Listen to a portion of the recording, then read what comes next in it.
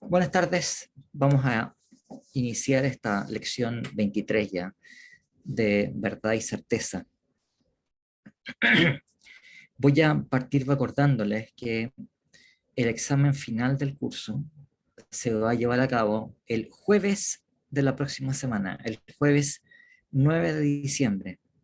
En el examen entra toda la materia que se haya explicado desde la segunda prueba. No es un examen que incluya toda la materia del semestre, sino que solamente la última sección, eh, más las lecturas asociadas a la unidad 3, que ustedes van a ver, si es que no las han leído ya. Hay una selección de 3 capítulos de Paul Boghossian, que tiene que ver con relativismo, y después un par de capítulos breves del manual de Jonathan Dancy que tienen que ver básicamente con escepticismo. Entonces, va a ser para ustedes una recapitulación y un volver a reforzar las cosas que conversamos al comienzo del semestre acerca del escepticismo y su importancia para la comprensión del conocimiento, y sobre cosas de relativismo. El libro de Boghossian es muy bueno, ¿no? O sea, si alguno de ustedes se entusiasma, es un libro que vale la pena leerlo completo. Eh, y de las materias que hemos estado viendo, el contenido de esa prueba del examen, entonces va a tener que ver con teorías dualistas de la verdad, en particular correspondencia, y lo que estemos viendo de filosofía de la ciencia. La última clase va a ser este jueves, o sea, esta clase y la otra, y ahí vamos a cerrar los temas del semestre. Eh, Otra cosa también que les recuerdo sobre el examen. El examen va a ser con la misma modalidad que las primeras 2 pruebas. Esto es preguntas que van a ser con cuaderno abierto, pero que demandan de ustedes que tengan, en fin, comprensión de los temas del curso, para el cual van a tener 24 horas para contestarlo. Entonces voy a abrir el examen el día jueves a las 9 de la mañana, el jueves 9 de diciembre a las 9 de la mañana, y se cierra el viernes 10 de diciembre a las 9 de la mañana. También, tal como les he insistido muchas veces, en su estudio, primero vayan a las lecciones, porque es lo que considero importante. Así que, en fin, todavía no he hecho el examen, pero lo más probable es que lo que les voy a preguntar son cosas que les he explicado, porque me parecen importantes. ¿De acuerdo? Eh, Bien, entonces, eh, vamos a continuar conversando acerca de estas cuestiones centrales en filosofía de la ciencia, de las cuales hemos estado hablando las últimas 2 semanas. Y lo último que estuvimos conversando era acerca de la concepción de la ciencia que defendió Karl Popper en una serie de escritos. Popper es un filósofo que ganó bastante notoriedad además como personaje público. O sea, era un filósofo que no solamente era conocido por su contribución en filosofía de la ciencia y por su concepción de la justificación científica, sino que además tenía una cierta notoriedad pública. O sea, quiero decir, sería algo así como uno piensa como en Sartre, por ejemplo, ¿no? O en, como Russell, como un personaje que, en fin, opinaba de todo, digamos, y que era entrevistado además por los medios, porque, en fin, entregaba su opinión sobre casi cualquier cosa. Eh, por supuesto, nosotros no estamos considerando esas ideas generales que tiene Popper acerca en fin, de muchas otras cosas. Eh, pero si ustedes ven, pues esto no es tema del curso, pero si ustedes ven, por ejemplo, eh, el, ideas liberales, él fue un pensador liberal muy importante en el siglo pasado. Claro, no está a la altura de otros, pero es un autor conocido porque era un defensor muy fuerte de una concepción liberal de la política, etc. Bueno, eh, estábamos conversando acerca de Popper. Eh, Popper, ustedes recordarán, es un autor que desarrolla su pensamiento en diálogo y en contraste con las posiciones de los filósofos del Círculo de Viena. Entonces, si ustedes quieren, tienen problemas, los problemas que él tiene en vista son problemas semejantes a los problemas que han tratado los filósofos del Círculo de Viena acerca de qué es lo que es la ciencia, acerca de cómo se justifican los enunciados científicos, pero tiene una posición contrastante respecto de las ideas de estos filósofos, tal como se las he comentado en sesiones anteriores. Entonces, ¿cuál es la idea central de Popper? La idea central de Popper es que eh, la inducción como mecanismo de justificación no funciona. No es que la inducción tenga que ser, no sé, tratada como un mecanismo puramente probabilístico, por ejemplo, o algo por el estilo. La idea es, no podemos utilizar la inducción para justificar nada, y si es así, como es obvio, tampoco podemos pretender que la inducción sea el mecanismo que nos permita discriminar o separar la ciencia de lo que no es ciencia. Estuvimos conversando en sesiones anteriores cómo los neopositivistas se enfrentaban a un problema importante cuando tenían que explicar por qué razón las leyes naturales, que son enunciados generales, de carácter universal, que vale para todos los tiempos, para cualquier lugar del espacio, y que además determinan cómo deberían comportarse las cosas, aunque no sea la forma en que se comportan. O sea, si ustedes quieren, se supone que tienen una función regulativa acerca de lo que sucedería en situaciones contrafácticas o mundos posibles. Pero entonces, ¿cómo es que las leyes naturales tienen condiciones de verificación a partir de datos perceptivos o de información empírica que versa acerca de cosas singulares? ¿De qué manera se produce ese salto? Eh, la idea tradicional es pensar que la inducción sería aquello que permitiría esa justificación. Eh, pero claro, si la inducción no es suficiente, entonces esas leyes dejan de tener condiciones empíricas de verificación, de acuerdo a los estándares neopositivistas. Y de acuerdo a sus estándares, eso haría que los enunciados de leyes naturales careciesen de sentido. Entonces, es un resultado altamente paradójico para filósofos que le asignan a la ciencia natural un carácter paradigmático, le asignan a la ciencia natural el ser de alguna manera como la forma más clara, más nítida, más focal de que lo que es ciencia y de lo que es conocimiento. Porque el fruto más importante de esa investigación científica vendría a ser algo sin sentido. Entonces, es un problema muy serio.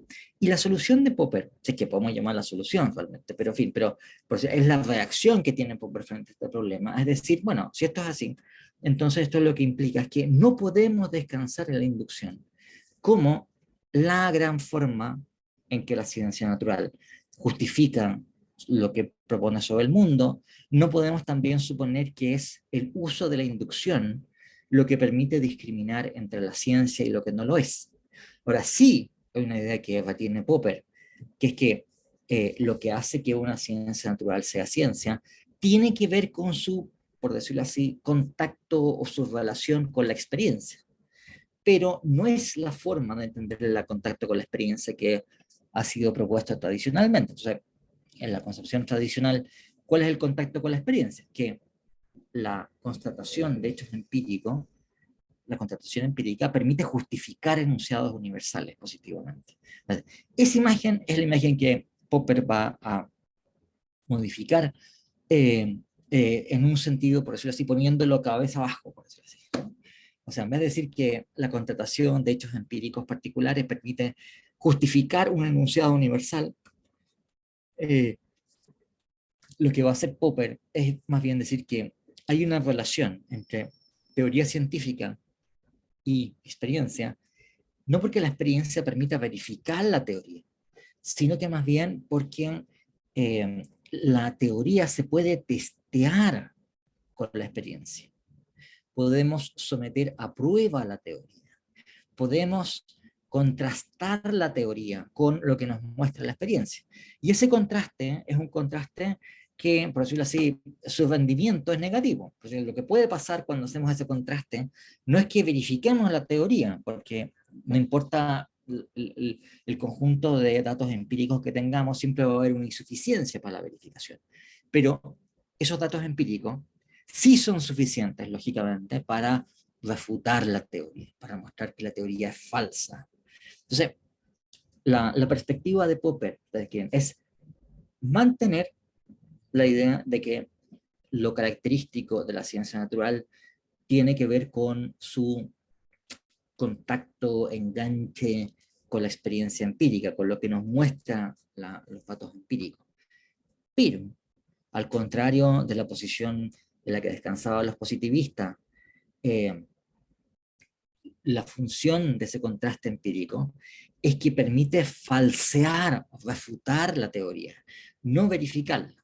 O sea, ustedes se pueden dar cuenta que se genera una imagen en donde lo central de la actitud propia del científico no es simplemente coleccionar datos que nos permitan después eventualmente formular inducciones exitosas.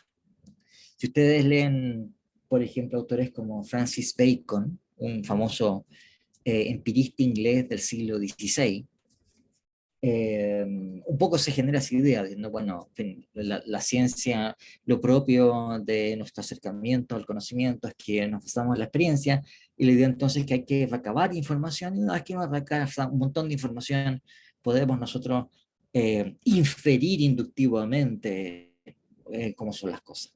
La perspectiva popperiana, más bien, es que lo propio o lo más característico de la actitud científica no es simplemente estar recopilando datos, por decirlo así, y de manera que de repente nos pueda aparecer alguna inducción exitosa, sino que es más bien el estar interrogando a la naturaleza respecto de una teoría específica para ver si acaso es falsa. Esto es, si ustedes quieren, lo característico del espíritu científico es un espíritu crítico, que es capaz de someter a prueba y rectificar los propios errores. Lo, eh, lo propio, entonces, de la actitud científica es esa actitud de cuestionamiento de las teorías que estamos proponiendo, sabiendo que son, por decirlo así, provisionales, que eh, pueden verse, pueden solventar ciertas tesis, ciertos test de manera exitosa, pero debemos estar siempre preparados para abandonarlas si es que la experiencia finalmente se muestra contraria a lo que esa teoría postula. O sea, la actitud científica es todo lo contrario de querer defender un cuerpo de teoría, no importa lo que muestre la experiencia. O sea, eso es exactamente lo opuesto, es lo propio de una actitud que uno pudiese denominar dogmática. Bueno, así que, en fin, estos son las tesis, digamos, y no importa lo que pase, digamos, y lo que muestre el mundo, yo voy a defenderlas, no importa cómo, sino que lo propio de la actitud científica es la actitud crítica, en donde estamos atentos a lo que nos muestra la experiencia para rectificar nuestras propias concepciones del mundo. Ustedes también se pueden dar cuenta de que esto es un Popper. Popper es un filósofo realista, y ustedes se podrán dar cuenta ahora por qué lo es, digamos, porque la realidad no tiene por qué estar adecuada, ajustada a las cosas que nosotros creemos sobre ella. Nosotros, de acuerdo a la información que hemos recabado, etcétera, etcétera, formulamos teorías que son explicativas del mundo, pero después la experiencia puede mostrarnos otra cosa, ¿no? La experiencia perfectamente podría después indicarnos que esas teorías están equivocadas y tenemos que entonces que sustituirlas por otras, que nuevamente vamos a someterlas a prueba y se mostrarán eventualmente como falsas, ¿bien? En cuyo caso tendremos que volver a reformularlas. Entonces, la idea también que ustedes pueden apreciar en esta perspectiva es una idea en donde la comunidad científica como un todo, teniendo este espíritu crítico, que es lo propio de una actitud racional y científica, debe ir, por decirlo así, rectificando paulatinamente sus teorías, las teorías que estamos proponiendo acerca de cómo es el mundo, de acuerdo a lo que nos vaya mostrando la experiencia, que nunca va a ser la experiencia que nos va a permitir verificar fehacientemente una teoría, sino que esa experiencia que quizás no va a estar en conflicto con la teoría, pero en algún momento puede estar en conflicto. Entonces,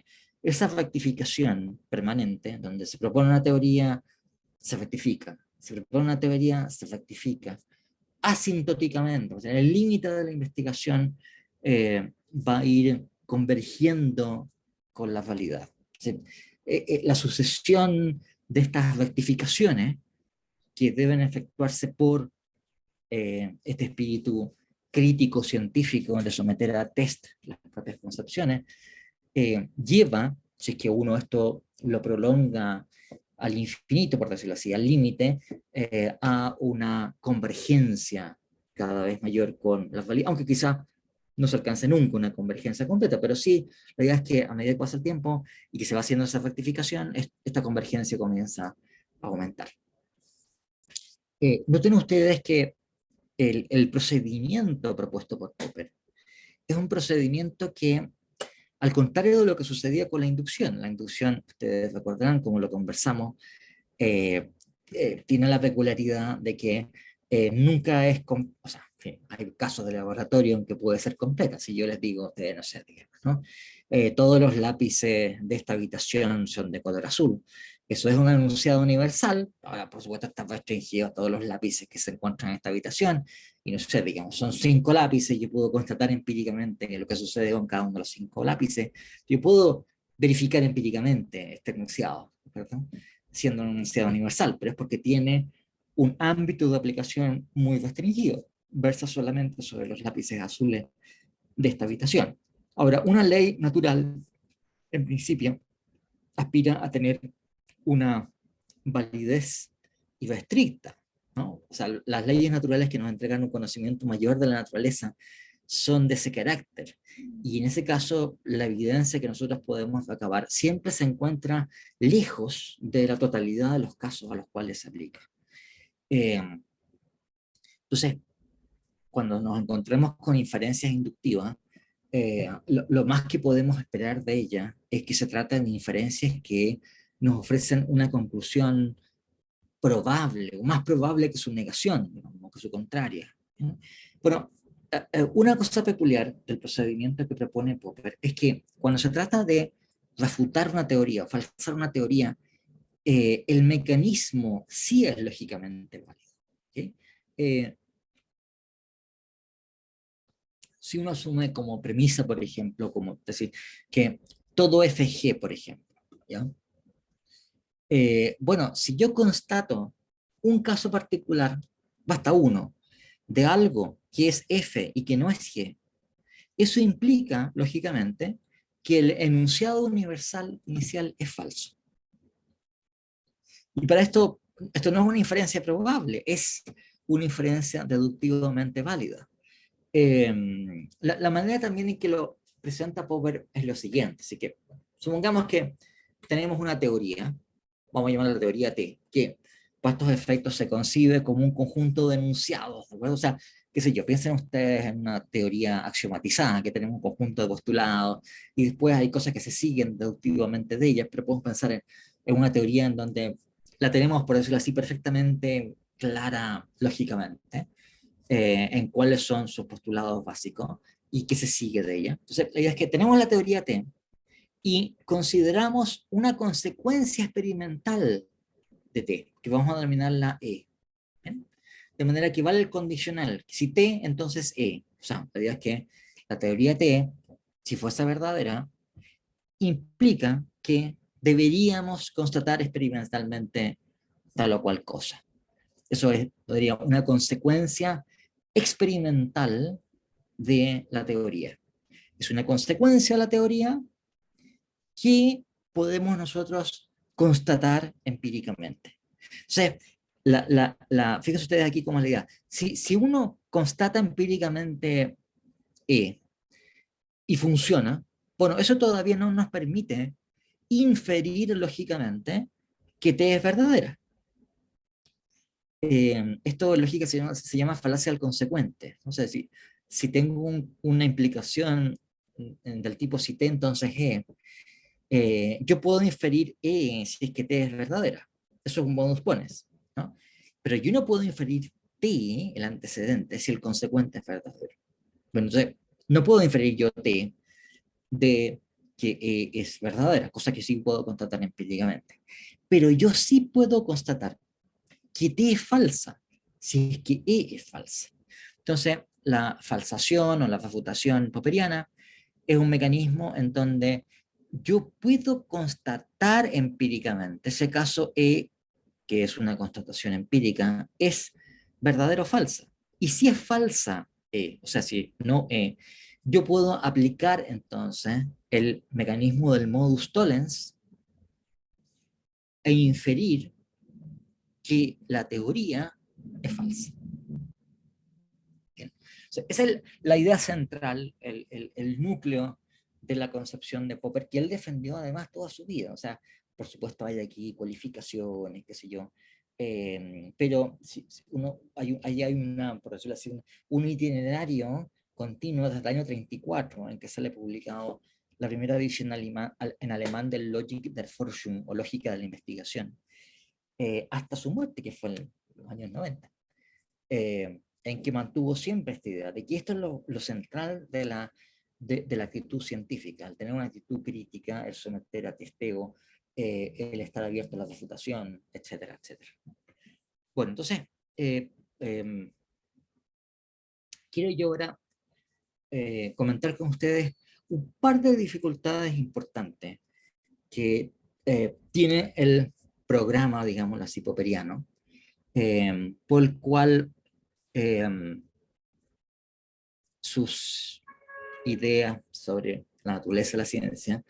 Entonces, ahora, es difícil decir como que fueron eliminadas, digamos, porque no es así, digamos, sino que es un autor que ha sido muy influyente, es muy importante, pero hoy día, si ustedes consideran la gente que se dedica a filosofía de la ciencia, no es la concepción más utilizada, digamos, la más sofisticada, la más defendida, la concepción popperiana. Entonces, vamos a fijarnos en un par de problemas que por lo demás Popper ve además desde muy temprano, digamos, pero él, en fin, cree que son cuestiones que pueden ser solventadas de alguna manera, pero digo, no son problemas completamente inéditos que él no hubiese considerado de ninguna manera. Ya en su planteamiento original de 1934, Popper ya era capaz de darse cuenta que estas eran dificultades para su teoría, ¿no?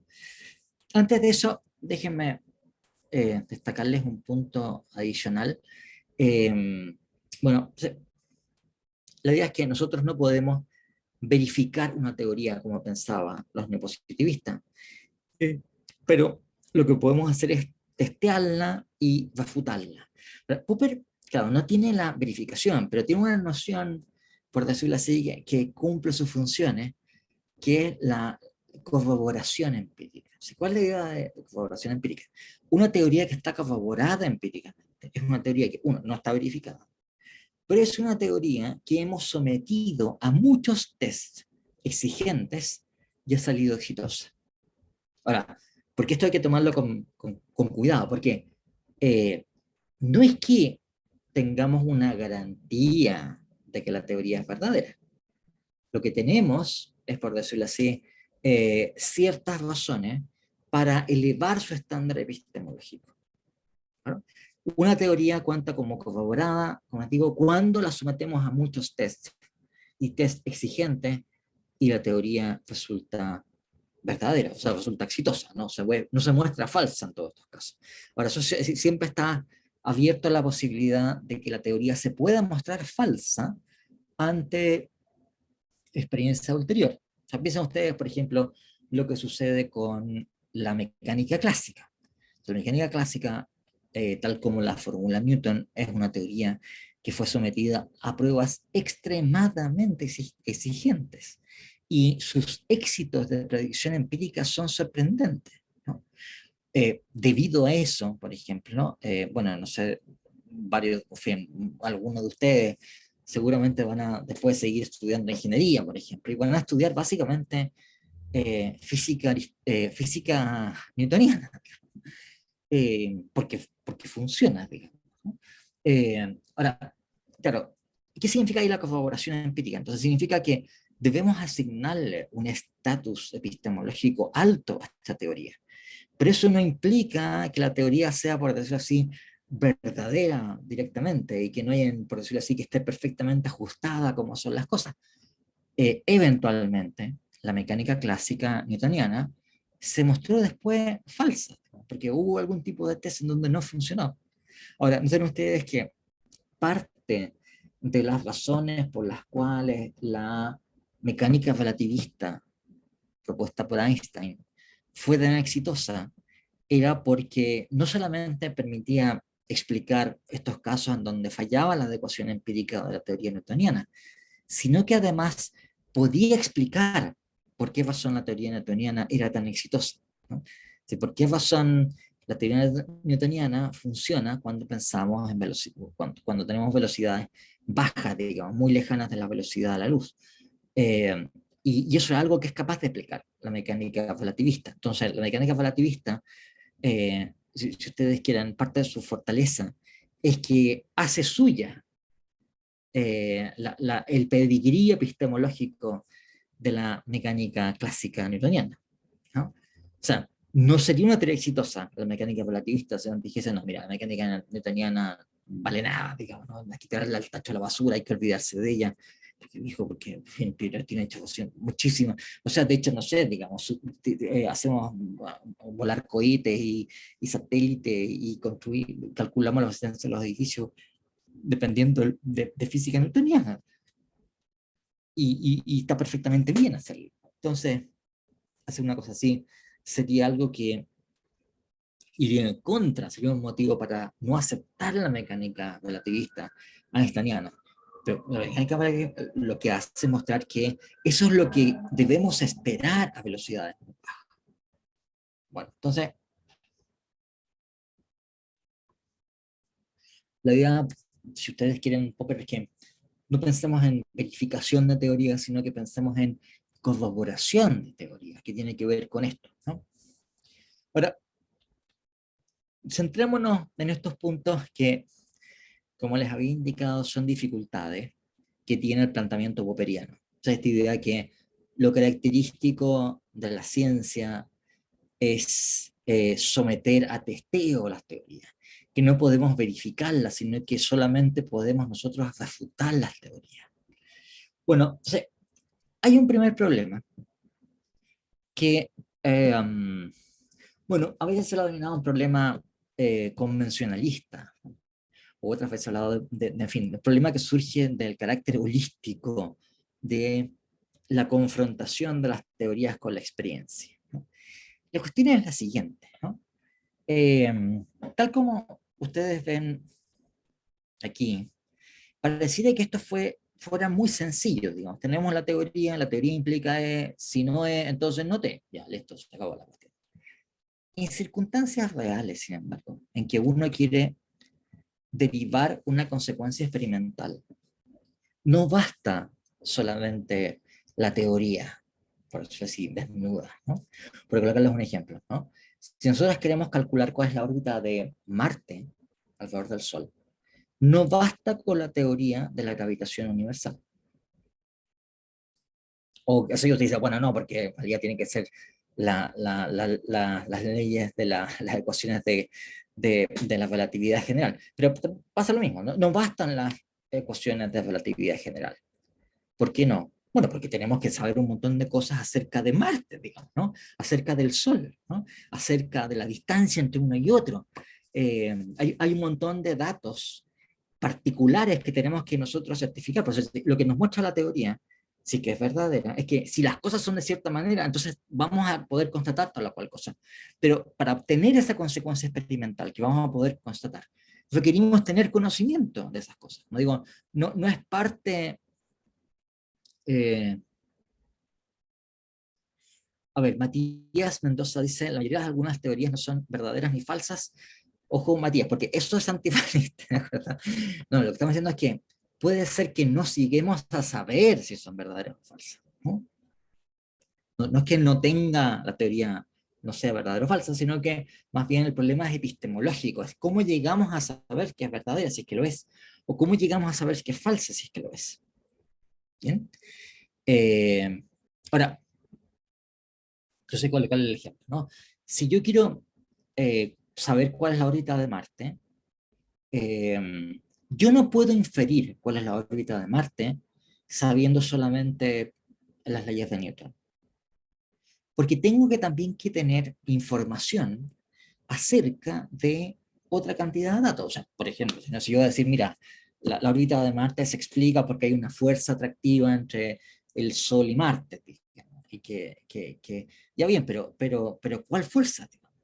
La órbita que en concreto va a tener Marte va a ser una función de exactamente cuál sea la magnitud de esa fuerza. Y la magnitud de esa fuerza es una función de cuál sea la masa de Marte, cuál sea la masa del Sol y cuál sea la distancia entre Marte y el Sol.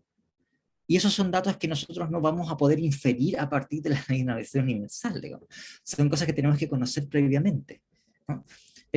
Bueno, entonces, estas cosas se conocen como hipótesis auxiliares. ¿Bien? Como digo, puede tener que ver con eso. Si después yo quiero constatar, por ejemplo, empíricamente, de que mis cálculos acerca de cuál es la órbita de Marte alrededor del Sol son adecuadas, y yo quiero entonces decir, bueno, entonces Marte debería ser visible en el cielo exactamente en tal posición mañana, por ejemplo, ¿no? A las 12 de la noche. Bueno, eh, yo, por decirlo así, para hacer correctamente esa observación, dependo además de un montón de otras hipótesis auxiliares que tienen que ver con mis aparatos de medida, ¿no?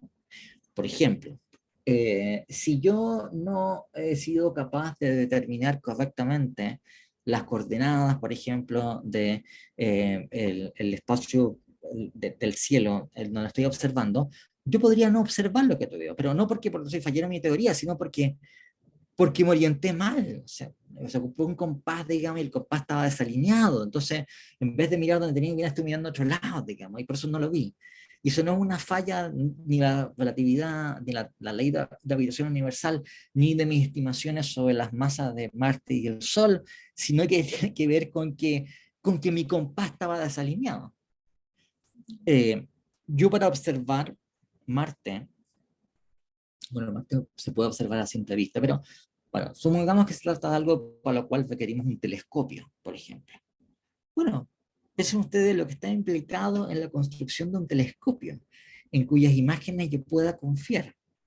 Un telescopio es una herramienta que nos entrega información acerca de objetos distantes debido a las leyes de la óptica que permiten construir los lentes del telescopio, que amplifican de una cierta manera las imágenes que nos llegan de muy lejos. Entonces, también digo, puede pasar, digamos, que yo instale mi telescopio, observo donde quería yo observar y no encuentro ninguna cuestión. Y eso puede ser por qué. Bueno, aparte de que, no sé, a lo mejor estimé mal la masa de Marte, o estimé mal la masa del Sol, o estimé mal la distancia, o qué sé yo, digamos, ¿no? Pero también puede ser que, no sé, digamos, ¿no? Que instalé mal el telescopio, que no sé, digamos, ¿no? El vidrio del telescopio estaba mal pulido, entonces la imagen se deforma de una cierta manera en que no debería deformarse. Puede ser que, mil cosas, ¿no? Por decirlo así. Entonces, cuando yo estoy haciendo una constatación empírica, yo pensarlo de esa manera, no estoy mirando por el telescopio a una cierta hora precisa hacia cierta región precisa del espacio, eh, yo, por ejemplo, esa consecuencia experimental que yo estoy constatando depende de una multitud de hipótesis auxiliares. O qué sé yo, digamos, estoy mirando el telescopio y no sé, digamos, a lo mejor soy miope. Y no me he dado cuenta que soy miope, digamos. Entonces, no veo ni una cuestión, digamos, porque yo soy miope, no es una cuestión. O sea, todas estas cosas son hipótesis auxiliares, ¿sí? Entonces, la situación es más bien la siguiente. Nos vamos a suponer que estas hipótesis auxiliares van a ser n, ¿de acuerdo? ¿Cómo es que yo infiro que E, la consecuencia experimental a partir de la teoría? No solamente la teoría, es la teoría y todas estas hipótesis auxiliares. ¿Bien? Contrástelo con esto, que tengo T, consecuencia experimental. Ah, ya listo, entonces si esto es falso, la teoría es falsa. En una situación real, no es eso lo que pasa. Un científico que instala un dispositivo experimental, y en la medida en que son disciplinas más complejas, esos dispositivos experimentales son de un nivel de complejidad, de una sensibilidad, en fin, que es enorme, ¿no? O sea, la idea sería eh, cuando uno instala un telescopio, por decirlo así, al introducir este aparato de medida, uno está, por supuesto, amplificando nuestras capacidades de observación, pero también hay muchas más formas en que las cosas podrían salir mal, ¿no? Hay muchos más errores que se podrían generar porque el dispositivo mismo tiene alguna falla. Piensen ustedes lo que es un acelerador de partículas, ¿sí? O un, en fin, radiotelescopio sofisticado. Estas cosas son mucho más todavía. Son muchas más las cosas que pueden salir mal. Eh, y cuando se trata de observaciones de una enorme precisión, un error mínimo también hace que la cuestión bien, no funcione, ¿no? Entonces, en cualquier circunstancia real, digamos, ¿no? de constatación experimental, lo que ustedes tienen es una multitud de hipótesis auxiliares. Entonces, cuando uno constata que no es, o sea, sacamos la consecuencia experimental de la teoría más todas las hipótesis auxiliares y constatamos que no es, de que la constatación, la consecuencia experimental es falsa, ¿qué es lo que uno puede concluir? Lógicamente, nosotros podemos concluir, y eso con completa certeza, digamos, que es falso la conjunción de la teoría y todas las hipótesis auxiliares. Si ustedes aplican sobre, aquí tengo la negación, y la negación está aplicada sobre la conjunción de T y la hipótesis auxiliar 1, 2 a n. O sea, esto de aquí, ¿de acuerdo? Aplicando el modus tollens. Lo que es falso es la conjunción, ¿no? Lo cual es lógicamente equivalente, en virtud de una ley en lógica que se llama la ley de Morgan, a la disyunción de la negación de todas estas preposiciones. O sea, en otras palabras, si es falsa la conjunción de T y las hipótesis auxiliares H1 a Hn, lo que eso implica es que por lo menos una de estos supuestos es falso. ¿Bien? Por lo menos uno de ellos. Puede ser más de uno, pero por lo menos uno de ellos tiene que ser falso. ¿Bien? ¿Pero cuál? O sea, si uno quiere contemplar esto desde el punto de vista puramente lógico, la lógica no me dice qué es lo que falló aquí, ¿no? O sea, ve la situación que se da, ¿no? Cuando se encuentra una consecuencia experimental que es discordante con la teoría, hay muchísimas cosas que chequear antes de que uno pueda concluir que la teoría es falsa, ¿no?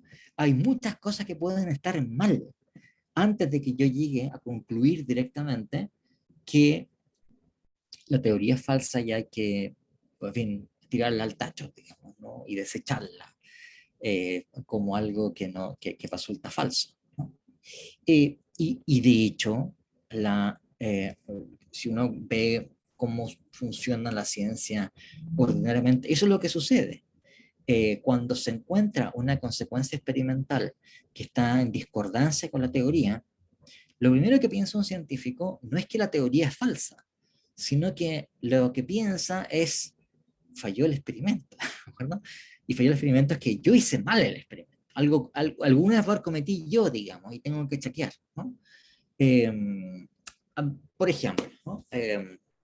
Cuando eh, una de las razones por las cuales Einstein propuso la relatividad especial tiene que ver con que se constató empíricamente que la velocidad de la luz resultaba constante en cualquier dirección. Si la velocidad de la luz eh, tuviese una cierta magnitud, pero fuese relativo, por decirlo así, al, al, a la fuente y a la dirección en la cual se encuentra, deberíamos encontrar nosotros mediciones discordantes de la velocidad de la luz cuando se toma en la misma dirección del movimiento de la Tierra, en órbita alrededor del Sol, y en dirección perpendicular al movimiento de la Tierra alrededor del Sol. Si cuando medimos la velocidad de la luz, eh, considerando, en fin, un espacio absoluto, o en fin, un medio absoluto que en ese momento se pensaba que era el éter, la velocidad de la luz debería ser la velocidad de ella más la velocidad de la Tierra en su movimiento alrededor del éter, sobre el éter. Pero unos experimentos a fines del siglo XIX, los experimentos de Michelson y Morley, que lo hicieron con unos espejos a larguísima distancia para medir esto con mucha precisión, eh, mostraron que no había diferencia, ¿no? Ahora, esto les digo así, fue un resultado de Michelson. No es que los tipos hicieron una vez la cuestión y les dio, no hay diferencia, no hay diferencia. ¿Viste? O sea, como, no, viejo, fue así como, ¿cómo que no hay diferencia? Sí, tiene que haber diferencia. Tiene que haber diferencia. ¿De acuerdo? ¿Cómo que no hay diferencia? Hagámoslo de nuevo. Ya lo hicieron de nuevo. No hay diferencia. ¿Cómo no hay diferencia? Ya, revisa los espejos. Calculemos de nuevo. Hagamos chequeo todo, digamos, ¿no? De nuevo. No hay diferencia. De nuevo, no hay diferencia. De nuevo, diantre. Aquí hay un problema. Pero eso fue lo último que estuvieron pensando. ¿Sí? Bueno, principio, no sé, digamos, ¿no? O sea, algo pasó, digamos, ¿no? Pasó un coyote y movió el espejo, digamos, es decir, qué sé yo, ¿no? En fin, cualquier cosa. Cosas que han pasado. O sea, hace unos años atrás salió en las noticias una noticia así como se encontraron resultados experimentales que van contra la teoría de la relatividad, porque se habría encontrado el movimiento de alguna partícula que se movía con una velocidad mayor que la velocidad de la luz. Se llama un taquión.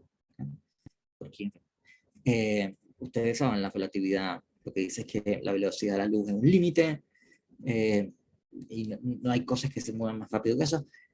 Y aparentemente se habría encontrado un caso de algo que se mueve más rápido. Y bueno, se hicieron el chequeo y había un cable suelto, dijo. Había un cable suelto. Y entonces la lectura era distinta. Ahora, a nadie se pasó por la cabeza decir que porque había aparecido ese resultado, entonces la relatividad era falsa, ¿no? Dado la magnitud de éxitos empíricos y predictivos que ha tenido. La consecuencia que se saca es, chequemos, ¿qué pasó aquí? ¿Dónde falló la cuestión? Había un cable suelto. Bueno, entonces, como ustedes pueden ver, eh, claro, en principio, la idea es que si una teoría tiene consecuencias falsas, entonces la teoría es falsa. El problema es que las teorías por sí mismas, las teorías científicas por sí mismas, para tener consecuencias experimentales, requieren además de un montón de hipótesis auxiliares. Entonces no es obvio qué es lo que falla cuando uno se encuentra con un resultado discordante de la teoría. O sea, es más, hay autores que sostienen que uno además esto lo puede hacer, por decirlo así, de mala fe, digamos, que uno puede modificar las hipótesis ad hoc que uno quiera de manera que la teoría nunca resulte falsa. Uno siempre puede ajustar cosas de manera de decir, bueno, en fin, pero no, en fin, fallo no sé qué cosa, ¿no? O sea, este mismo resultado en Michelson y Morley, hubo un físico, Lorentz, que para salvar la mecánica clásica, lo que dijo, mira, lo que pasa es que cuando se mueven los cuerpos por el éter, que es esta sustancia imponderable que llena el espacio, se produce una deformación de los objetos, que es justo equivalente a la diferencia, o sea, más la diferencia, lo que explica por qué razón nosotros no constatamos diferencias en la velocidad. Y eso es porque hubo una contracción y la contracción es justo la adecuada para eso. ¿Bien? Que es una manera de, si ustedes quieren, salvar la teoría respecto a los resultados que estaban teniendo. ¿Bien? O sea, ese tipo de maniobras se puede realizar siempre, digamos, ¿no? Por supuesto, no siempre son razonables, son aceptables, no siempre son tesis verosímiles, ¿no? No son ad hoc, eh, pero ustedes se dan cuenta entonces que el falsar una teoría, el refutar una teoría, es mucho más difícil que lo que propone o lo que a uno se le puede imaginar cuando está pensando en una teoría popperiana. Bien, segundo problema que podemos conversar, que conviene discutir aquí, ¿no? Es, claro, la, la imagen que hemos visto eh, es una en donde tenemos una teoría, la teoría tiene una consecuencia experimental que en principio tiene que ver con un hecho particular, localizado espacial y temporalmente, es el registro que tengo yo ahora en este tiempo, y entonces es algo que uno puede constatar si es verdadero o falso de manera empírica, por inspección perceptiva, y eso permitiría refutar la teoría. Solo que no es así, tanto, ¿no? ¿Por qué? Porque cuando uno considera un hecho experimental, o sea, cuando estamos diciendo, mira, resultó tal o cual cosa, digamos, ¿no? Eh, lo que para la ciencia natural cuenta como un hecho, o sea, quiero decir, no en un sentido ontológico, considerando la pregunta que se hizo hace un momento atrás, sino que en el sentido epistemológico. ¿Y cuándo podemos estar seguros, por decirlo? ¿Cuándo podemos contar, cuándo la ciencia puede contar con algo como un hecho? ¿No? O sea, no es simplemente algo que constata una persona una vez, sino que es algo que cualquiera puede constatar si sigue los protocolos experimentales respectivos. Entonces, cuando se publica un trabajo, por ejemplo, que me dicen, mira, hicimos tal experimento y nos resultó tal cosa, si eso es un resultado firme que va a ser útil para mejorar nuestro conocimiento de la naturaleza, es que cualquier investigador que replique el experimento, o sea, que en fin, le dice, mira, hice esto, tomé tal cosa, bla, bla, debería obtener el mismo resultado. ¿Verdad? Los hechos experimentales son hechos que deben ser repetibles para cualquier investigador, ¿no? O sea, si no, sería súper fácil. Yo mando un paper a Nature, le digo, iba caminando por la calle, a fin de la tarde, no había nadie más que estuviera conmigo, y apareció un alienígena, y nos hicimos súper amigos, y me dijo, no te vayas a pillar, me contó la cueva. Ok, y pueden ser cosas que parezcan sumamente importantes, digamos, pero eso no cuenta como un hecho científico, ¿no? O sea, si tú viste una cuestión una vez, digamos, ¿no? Dejó algo que tú viste, digamos, pero en principio un hecho experimental es decir, mira, hicimos tales cosas en el laboratorio y obtuvimos tales resultados. Y cualquiera que haga exactamente estas mismas cosas va a obtener el mismo resultado. Eso es un hecho experimental. Ahora, noten ustedes qué es lo peculiar aquí. Que algo que puede ser constatado por cualquiera que efectúa el mismo resultado es algo universal, ¿verdad? Quiero decir, lo que uno está proponiendo cuando se propone que hay un hecho experimental es que cualquier sujeto que realice ciertas operaciones va a tener ese resultado, ¿no? Lo cual lo podemos formular de esta manera, ¿no? Que sean o el conjunto de operaciones o las operaciones respectivas que hay que hacer. Entonces la idea es que cualquiera que efectúe las operaciones E va a encontrar el resultado experimental E. Y esto es un enunciado universal. ¿Bien? Entonces, ¿por qué esto es importante? Porque supone que la gracia de la falsación es que yo tengo una teoría que es universal, que no puedo justificarla por datos particulares, pero puedo falsearla por casos particulares. Y los casos particulares yo puedo constatarlos empíricamente. Bueno, lo que tenemos aquí es que no es así. Lo que yo, aquello que yo voy a proponer, o que yo puedo, por decirlo, aquello que puede falsear una teoría, debe ser un hecho experimental, ¿no? Un hecho que sea constatable por cualquier sujeto. Entonces, eh, es un enunciado universal, o es un hecho que es eh, descrito por el enunciado universal. Eh, entonces, la, la idea es que cuando nos encontramos con una situación, o en fin, ustedes vieron esta cosa del experimento de Michelson y Morley. Entonces, claro, el experimento de Michelson y Morley cuenta como un hecho que la ciencia tiene que tener en cuenta, porque cualquier experimentador, incluyendo ustedes, que hagan un dispositivo semejante con los espejos, la cuestión va a tener el mismo resultado. Si fuera una cuestión que les pasó nomás a estos dos gallos en, o sea, en el desierto de Arizona, no tiene ninguna importancia, ¿no? Eh, lo que tiene importancia es porque lo que ellos obtuvieron es algo que cualquier otro va a obtener, digamos, así que hace exactamente el mismo. Entonces, por así, el resultado de Michelson y Moll es que cualquier investigador o cualquier observador que coloque ese dispositivo va a tener esa lectura. ¿Bien? Lo cual es un enunciado universal. Es un enunciado del tipo para todo X. Si X es un dispositivo experimental con tales y cuales características, entonces se va a tener un resultado de tales y cuales características. Eso es un enunciado universal. ¿Ya? Bueno, ¿qué es lo que, qué es lo que sucede entonces? ¿No? Que la falsación, ¿no? Supongamos que tenemos un enunciado universal y que vamos a falsear, ¿no? El enunciado universal me dice que todo es FG. Eh, entonces, lo que falsea el enunciado no es una constatación particular, sino que es un enunciado universal, pero de una universalidad menor, ¿verdad? Es un enunciado que, sin dejar de ser universal, tiene una universalidad restringida, ¿no? Entonces, pensamos que estamos pensando en FG, entonces la idea sería, mira, si algo es F y realizamos tales y cuales operaciones, entonces vamos a tenernos G. Por eso es falso este enunciado, porque consideramos los casos de cosas que son F, pero son O también al mismo tiempo, o sea, sobre las cuales hicimos las operaciones experimentales y resulta que son no G. Por tanto, no es cierto que todo es FG.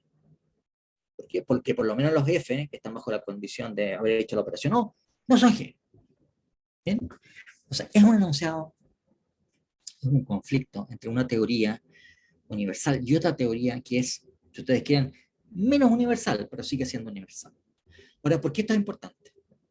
Porque se supone que, que nosotros no tenemos cómo conocer enunciados universales por inducción. O sea, todo este cuento de darle preferencia a la refutación, a la falsación de las teorías, es precisamente porque no podemos usar la inducción, ¿no es cierto? Porque la inducción no es aceptable como un mecanismo de justificación, porque las teorías no se pueden mostrar verificadas por la experiencia. Las teorías, en cambio, sí se pueden mostrar falsas por la experiencia.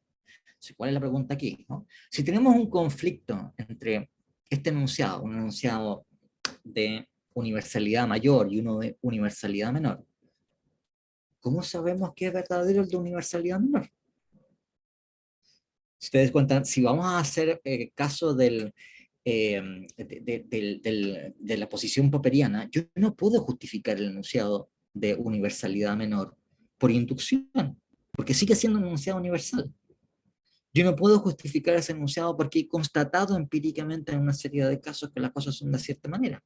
Eso sería descansar en la inducción, ¿de acuerdo? Entonces, necesitamos toda esta faramalla, digamos, porque no confiamos en la inducción y finalmente para refutar las teorías tenemos que ocupar la inducción.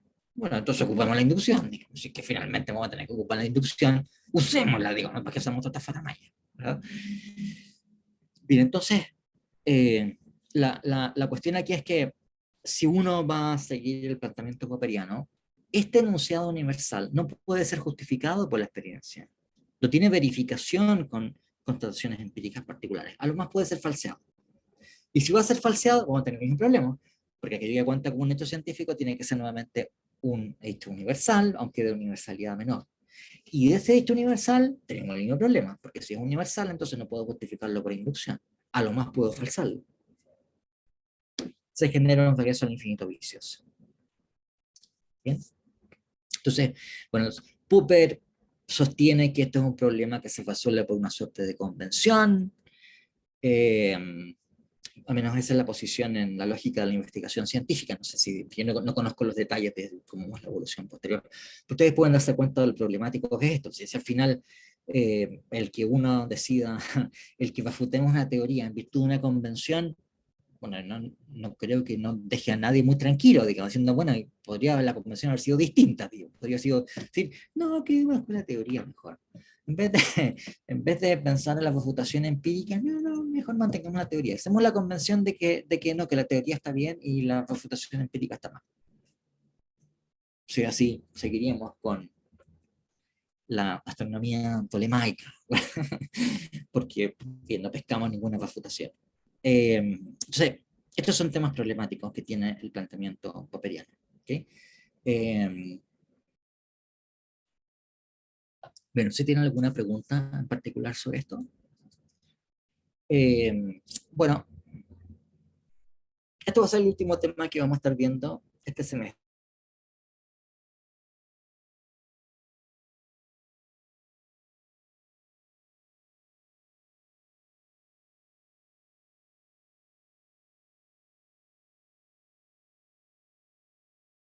De la investigación científica. Yo les conté que Popper tiene la obra probablemente más importante es este escrito que se llama La lógica de la investigación científica, del cual ustedes leyeron un par de capítulos, que es una obra que fue escrita en alemán originalmente en 1934, pero que se hizo especialmente importante, o sea, el impacto mayor lo tuvo por su traducción al inglés de 1959.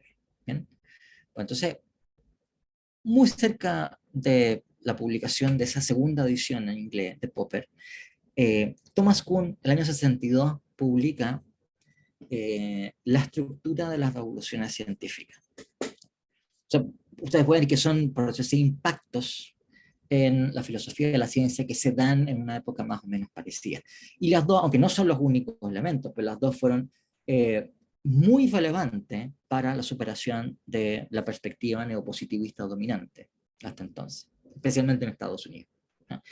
Entonces, Kuhn publica en 1962 este libro, del cual ustedes también han leído una selección de 3 capítulos, eh, y es una obra también muy importante, de mucha influencia, eh, y claro, tiene la siguiente peculiaridad. Ustedes ven Popper, por ejemplo, y claro, la perspectiva que tiene Popper es una perspectiva que es semejante a la perspectiva en lo grueso, a la del Círculo de Viena. Es que lo que tenemos que hacer es una reconstrucción lógica de la ciencia. La diferencia es que, claro, que en vez de los, al contrario de los neopositivistas, Popper no pretende que esa reconstrucción lógica lo que va a mostrar es cómo es que las teorías se encuentran verificadas deductivamente a partir de constataciones empíricas, sino que más bien es que, bueno, las hemos sometido a prueba y han aguantado, ¿de acuerdo? Pero siguen ese esquema, digamos, que tenemos que formalizar las teorías, tenemos que aclararnos exactamente su estructura lógica, y eso va a permitir entonces entender cómo es que se contrastan con la experiencia o no, digamos, y qué relaciones de consecuencia lógica existen entre ellas, ¿no? ¿Sí? Esa perspectiva es una perspectiva que Popper mantiene. Eso de Kuhn es muy distinto. O sea, Kuhn es originalmente en su formación de pregrado y posgrado, su doctorado tiene en física, o sea, es un científico que tiene formación científica, pero que su trabajo académico está destinado a historia de la ciencia, no a filosofía de la ciencia y tampoco a una investigación teórica, sino que es historia de la ciencia. Entonces, la estructura de la revolución científica, si ustedes quieren, es una obra que lo que hace es que um,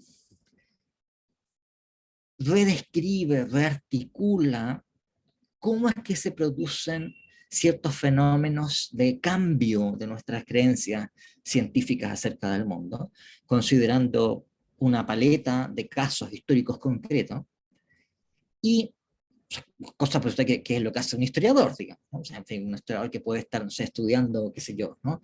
Eh, grandes conquistas, no sé, digamos, ¿no? Depresiones, lo que sea, digamos, ¿no? En este caso, lo que el objeto de estudio tiene que ver con casos en donde se ha producido una modificación sustancial en las creencias que tiene una comunidad científica acerca del mundo, ¿no? Y lo que tiene de peculiar Kuhn es que, y eso es lo que da título al libro, utiliza, cosa que quizás usted, en fin, no tenga ninguna peculiaridad porque ustedes están acostumbrados a escuchar esto, pero claro, en ese sentido esto era efectivamente una cosa muy nueva, ¿no? Que es aplicar a la evolución de la ciencia, la evolución histórica de la ciencia, la categoría histórica de revolución. ¿Ya? O sea, yo digo revolución como la revolución francesa, como la revolución rusa, como las revoluciones de 1848, ¿no? Una revolución, digamos, ¿no? O sea, que llegan, toman la pastilla, le cortan la cabeza al rey, una revolución. ¿Cierto? Entonces, la, la, la categoría histórica que introduce Kuhn para describir la modificación de la ciencia es una categoría que es utilizada por los historiadores para designar un cambio radical de régimen político normalmente sangriento, digamos, en fin. Y aplica esa categoría histórica para describir ahora la modificación de la ciencia. Listo, probablemente ustedes no tengan ninguna novedad, porque ustedes quizás de chicos me han escuchado siempre hablar de evoluciones científicas y eso no tiene ninguna cosa peculiar. Pero no era nada de peculiar, o sea, no era una cosa tan normal para nada, ¿no? La imagen prevalente de la ciencia era la imagen del progreso, es la imagen de la acumulación de conocimiento progresivamente. ¿Bien? Ya, bueno, vamos a quedar aquí y la próxima jueves vamos a continuar con esto y voy a dedicar esta clase exclusivamente a las ideas centrales de Kuhn y con eso vamos a cerrar los temas de este semestre. Entonces, bueno, nada, vamos a dejar esto aquí y nos vemos. Chao, Adiós. profe, gracias. Chao, profe, que esté bien.